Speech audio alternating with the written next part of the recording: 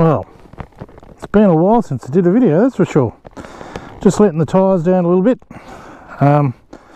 This is a Moto's RLZ, brand new. So just letting that down to about 26. Don't really need to worry about it too much, but this rear tyre is a Moto's GPS, and it's pretty good on the road and okay in gravel, on dirt roads, but in pea gravel it's atrocious. So I dropped that to 25, and I'm just outside of Manjimup, going to do some exploring. Let's just take a minute to appreciate this bike, VStrom 800. Boy, it looks good. Anyway, I'm going to get on the road, or on the dirt road over there, and start following this track. Now this is the Manjimup Trail Bike Hub. Here's a website that you can go on. You can download some GPX files, I think they're called, and excuse me, download a GPX file, put it on your nav, and then you just follow a route, and they're all pre-approved. They go through some processes with various bodies and make sure that that they're approved for you to ride on. And the ones that I've been on are pretty good. There's two like proper off-road ones, I think. This one is called Inland Escape, and the other one is called Towering Trees. That's really good, that one. That takes you around to Northcliffe and stuff like that, through the really deep forest. This one's also good, and the plan here is for me to follow this a little way. There's a river crossing somewhere, and what I'll do is, once I go across the river, I'm going to follow the track along the side of it, and then I'm going to find myself a little spot to pull up and camp and set up my hammock, which is the first time I'll ever have camped in a hammock. I've always used a tent, so this time will be a new experience for me. I've got a hammock, I've got an underquilt, I've got a tarp to go over the top, I've got a bug net, a couple of blankets because I don't know how cold I'm going to get. Anyway, we'll see how we go. So hopefully it's good, and I think the appeal of this is it's a lot lighter. There's a few more components, but it's a lot lighter than a tent, and I can be, as long as there's trees around, I don't have to worry about finding flat ground. Some of the places I will go and explore, you know, up Leonora or Laverton, Wiluna, that sort of thing, there's not as many trees around, so I'll probably just take a tent just to be sure. But anyway, we're going to follow this route for a while. Just follow the red line on the map thing here, and yeah, once I get to the river, I'll poke along and see if I can find a spot to camp, which should be pretty easy because all I need is 2 trees. So yay for me. Anyway, we'll carry on. I've only been on this thing for 10 minutes and I've already missed a turn. I think, yep, I can turn around up here. I did this last time I came here, actually. Just sort of didn't notice. I noticed that the road curved off to the side a bit.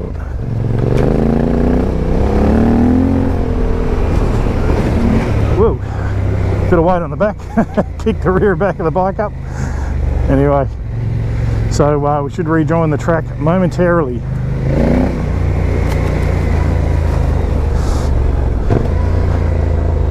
Yep, just missed it again. Alright, let's turn around.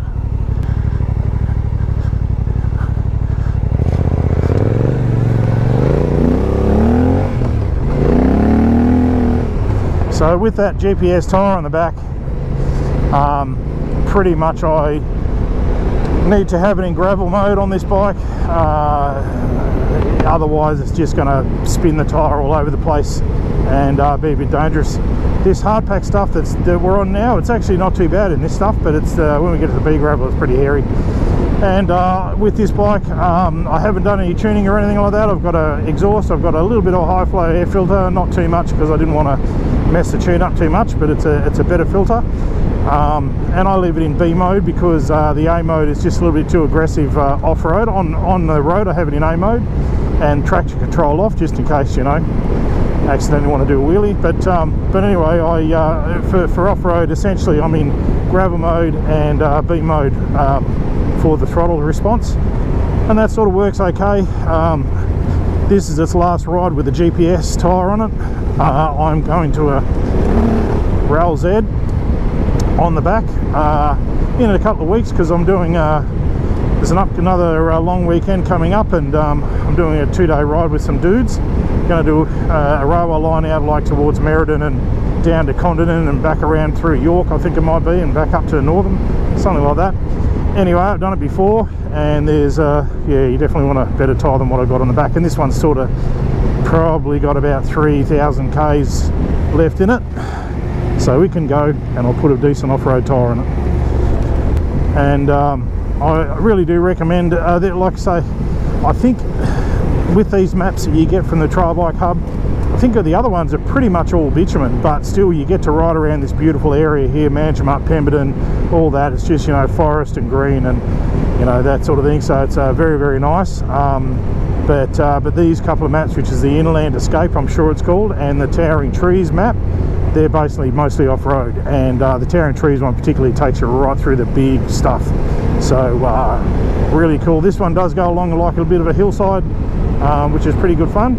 Nothing too challenging though, like if you're got a venture bike and it's got even, you know, like basic adventure tyres on it, and you're half reasonable, you'll absolutely be able to do this ride.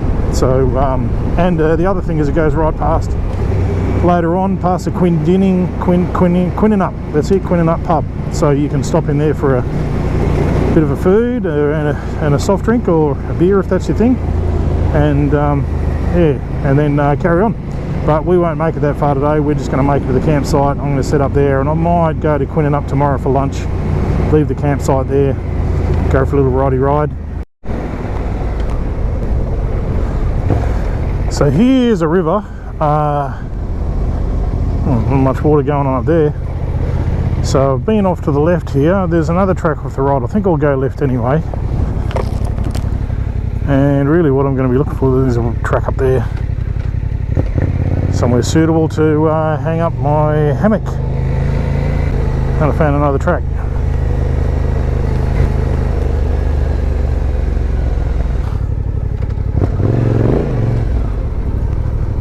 Oh yeah.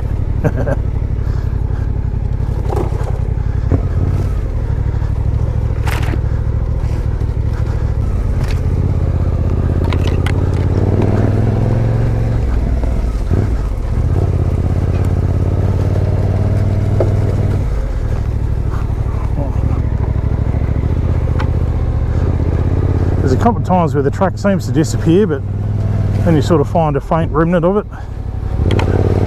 Oh geez, I think we're here.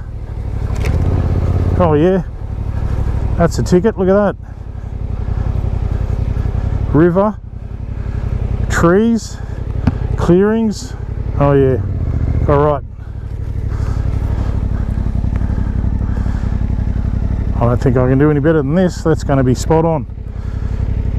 Those two trees might be a tiny bit close together, those two a bit far apart. Anyway, I'm going to push this bike back because I'm not going to ride through that dry shit. Push this bike back and start getting set up, and we'll hook up again. Alright. Let's take a minute to go over my campsite. There's a motorbike, you've probably seen them before. VStrom 800, got some stuff on it, I'll talk about that another day. This is kind of where I set up the stuff to do the cooking and seating and stuff. The main reason I did that is because there's this tree here and I can hang my little solar light here. So that's just there catching a bit of sun now. Otherwise I probably would have had a little bit closer. But anyway, my cooking stuff, a little fold-up table, fold-up chair. I debated about whether to bring that or not, and I'm really glad I did, because I thought, well, I can just sit in the hammock, but it's not as good at what I expected it to be. Anyway, tarp, boots, cooler bag, dry bag, which is full of holes now, so it's just a bag. And we'll go over and have a look at this. So this is the hammock setup. That's a Nike tarp, so I'm pretty sure they're Australian made. They're actually made from recycled plastic bottles, so that's a great thing for the environment.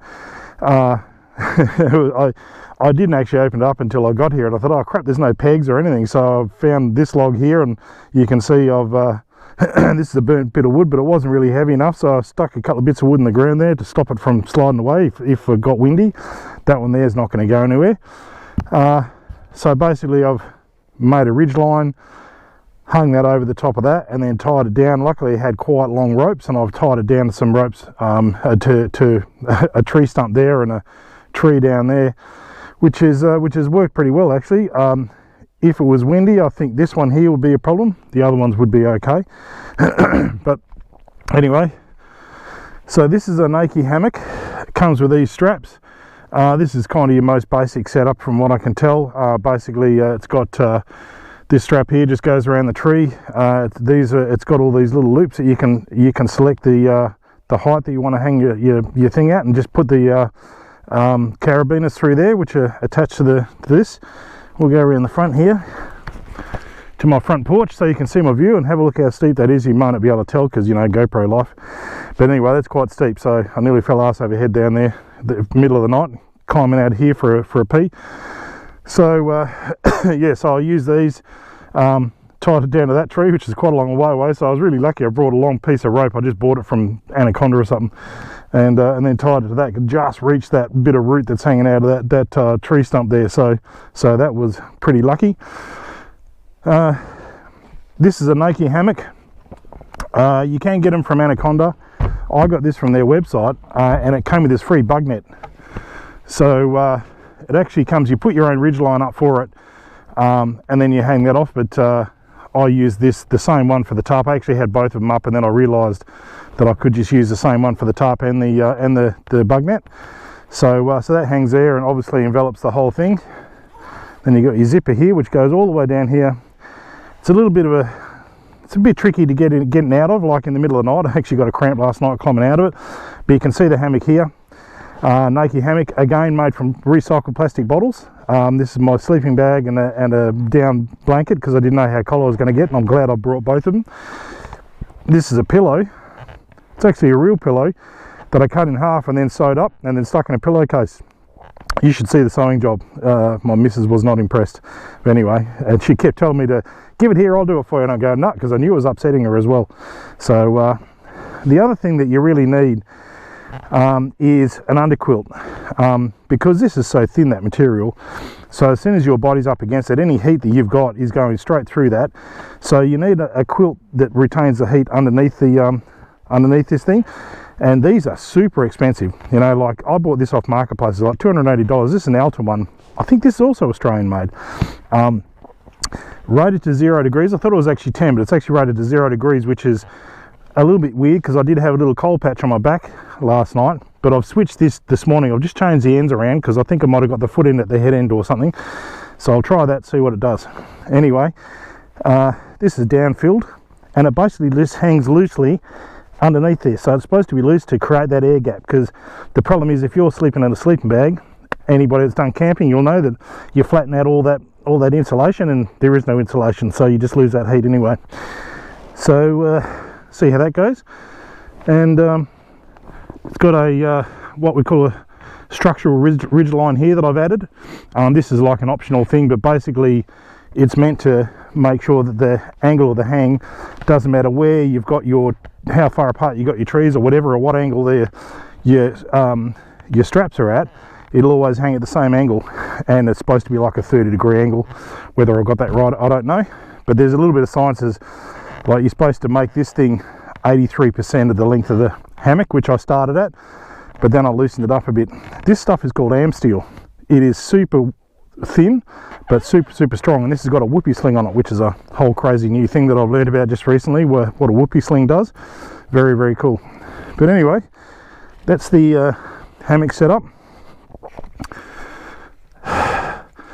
The good thing was I was able to tie it up, so I got this view as soon as I woke up in the morning. As soon as it came light, actually I could see it all night because the moon was full and it was out, so you could see pretty well last night. But I could just sort of tilt my head to the right and look out and have a look at this view here, so it was pretty crazy. And the great thing about this hammock thing obviously is that, you know, I'm on this slope. Instead of me being over there where it's flat setting up a tent, which I normally would, I was actually able to set it up, so this is my view first thing this morning. So that's a cool thing.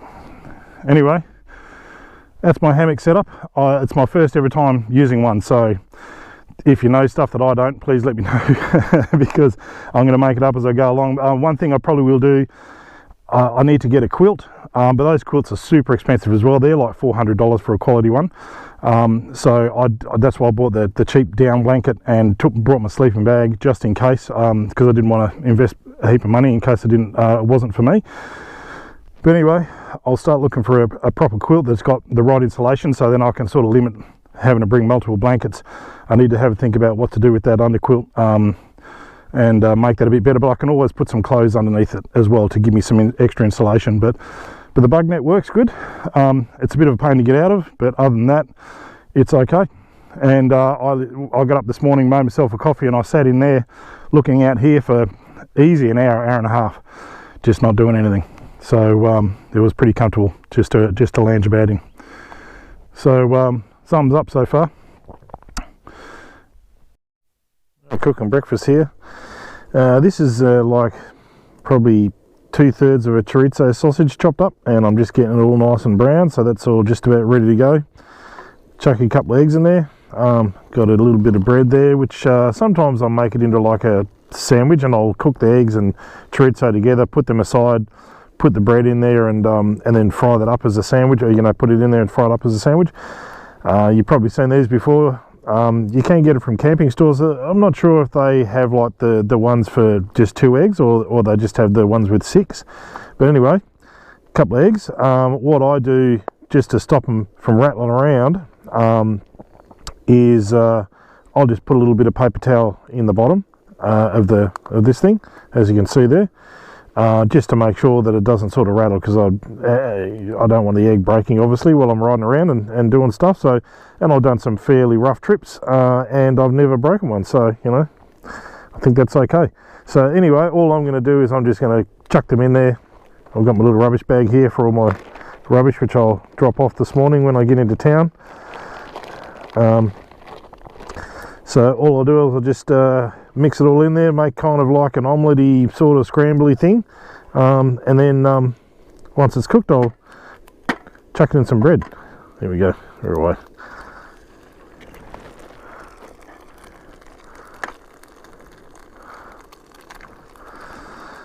I am trying one of those. I've got a couple of those pre-cooked sort of camp meal things. I've always shied away from them up until now because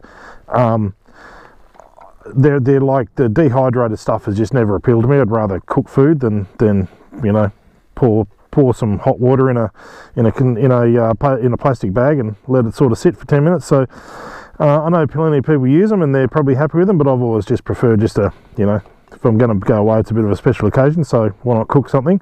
But anyway, I thought for this time, because generally I use cold water here, so I've got, this is my cooler bag. I've got a couple of bottles of water, so they're just about thawed out now, so I've been using them to keep everything cold. You can use ice packs, of course, but then you've got to carry them around afterwards. So at least with these, once the water's melted, then it's basically drinking water, and then all I have to do is dispose of the bottles, and I'm not carrying all that extra weight and everything.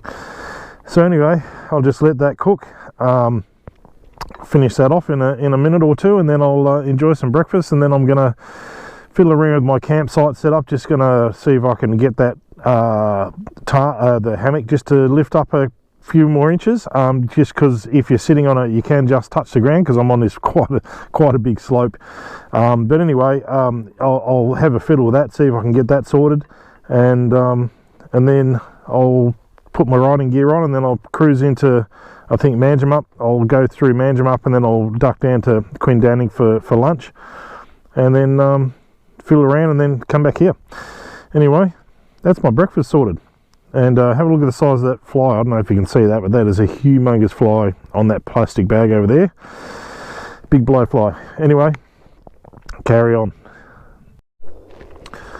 So just another lesson for you.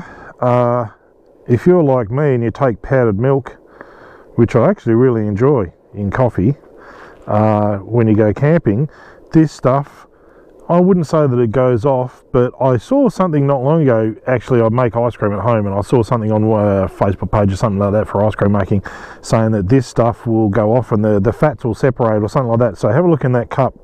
That looks pretty gross. I still drank it. It still tasted okay, but yeah, it was a bit average. So yeah, with powdered milk, if you like, this has been sitting for a while. I actually topped it up yesterday, but I noticed it was like grainy instead of powdery. I don't know if you can see that, but it's a little bit grainy instead of powdery. So this milk appears to have gone bad, for lack of a better term. So I guess I'll be drinking black coffee for the rest of the trip, or if I can buy like a small container of coffee, milk or something like that, I might do that.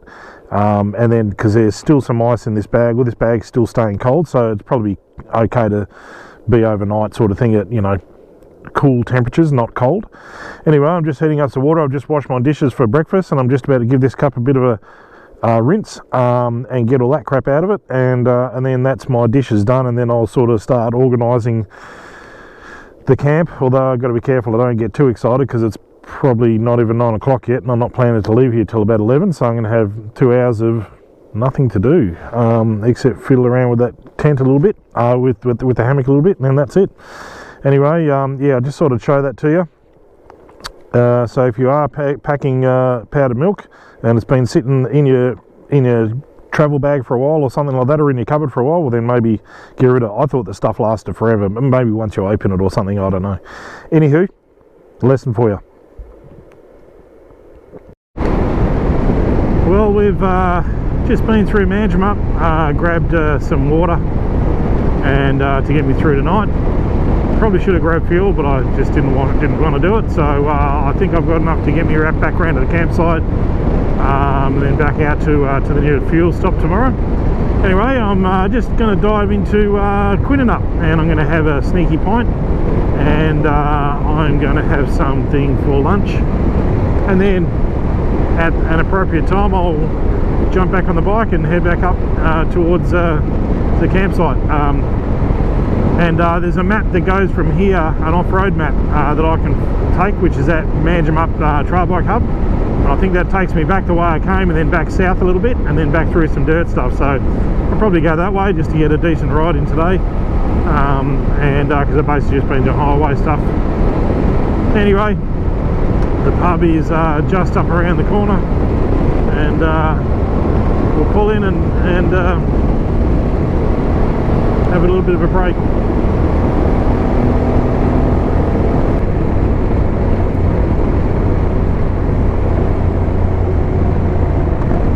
Here's my destination. Old Jamie bloody Trails bike there.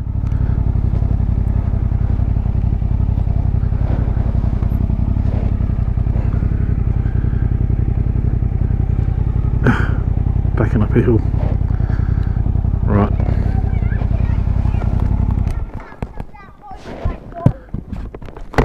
Oh, it's not very fast. Pretty fast.